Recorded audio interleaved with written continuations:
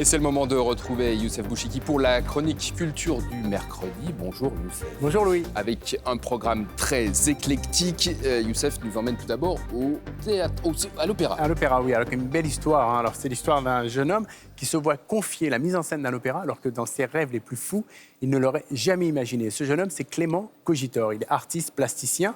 Alors, l'histoire, elle commence en fait avec un petit court-métrage qu'il a réalisé où il fait danser des danseurs de crump. Alors, le crump, Louis, c'est une danse qui est née dans les ghettos à Los Angeles à la fin des années 90 à la suite d'émeutes. Je vous propose de regarder déjà un petit extrait du clip et je vous raconte l'histoire.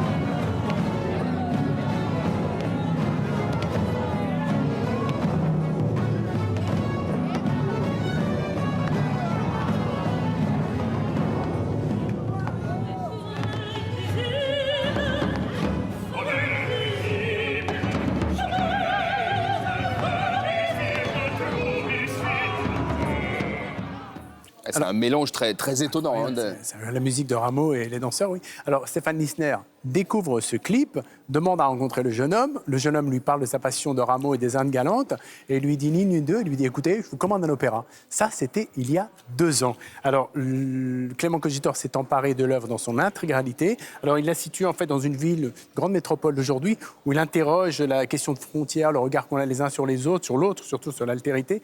Et c'est une réussite totale. C'est en ce moment à l'opéra, c'est un triomphe. Je vous propose de regarder un extrait avec la soprano Sabine Devielle.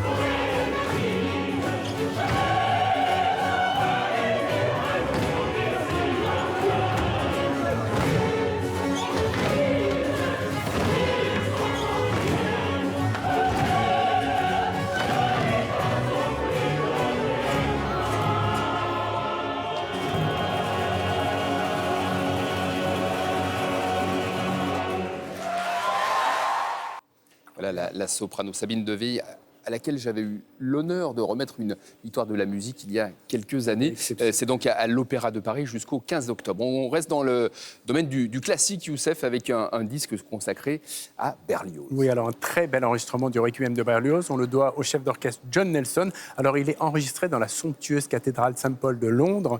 Alors, l'acoustique du lieu en fait un disque vraiment exceptionnel. Ça donne une intensité au disque, vraiment comme on l'a jamais, rarement entendu, on va dire. Je vous propose d'écouter un extrait.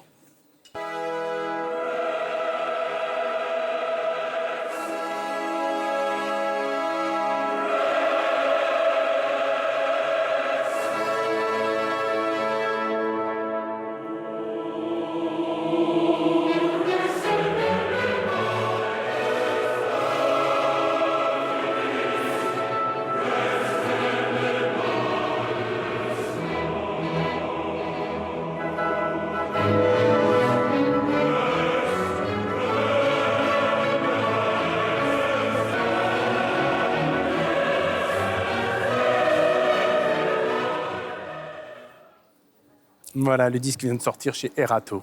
Et on continue, Youssef, avec une exposition qui révèle la passion du peintre Matisse pour le cinéma. Oui, alors le cinéaste était... Le peintre, lapsus. Mais il aimait le cinéma. Un grand passionné de cinéma. Justement, il passait son temps dans les salles obscures et ça a beaucoup inspiré sa peinture. Alors, l'intérêt de cette exposition, c'est qu'elle montre images et affiches à l'appui qu'il a lui aussi énormément inspiré les cinéastes, notamment Jacques Demy ou Rohmer. Alors, certaines scènes, par exemple, des parapluies de Cherbourg, sont très clairement inspirées des toiles du maître. C'est une très, très belle exposition. Allez la voir. Elle est à Nice jusqu'en janvier 2020. Et on continue avec un spectacle original qui décortique les tableaux des grands maîtres.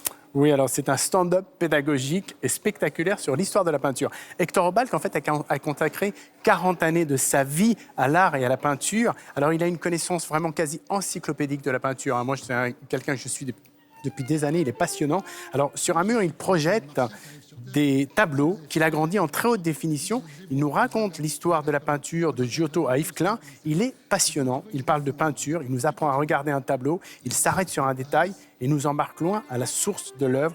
On apprend, on est bluffé et en plus, il est très drôle, ce qui ne gâche rien. Allez voir ce spectacle très original. C'est au Théâtre de l'Atelier à Paris. Allez, on termine par votre coup de cœur, Youssef. C'est ce livre, Nobel. Oui, Pourquoi alors, Nobel? C'est Sophie Fontanelle. Alors, ça raconte une histoire d'amour entre deux enfants. Ils ont 10 ans. Alors, la fille, c'est une écrivain en herbe et le garçon va jouer le rôle de S'amuse. Évidemment, Sophie Fontanelle s'est amusée à inverser les rôles. Alors, ça se passe dans les années 70. Les enfants ne sont pas scotchés au téléphone portable. Forcément, ça leur donne le temps de s'émerveiller, de s'amuser, de s'aimer, de se trahir aussi. Je ne vous en dirai pas plus. Le livre est vraiment très, très agréable. Je vous le recommande. C'est édité chez Robert Laffont. Chez Robert Laffont, ce roman de Sophie Fontanelle, Nobel, que Youssef nous conseille. Voilà, on a parlé de Matisse, de Berlioz et de plein d'autres choses. Merci pour cette chronique éclectique.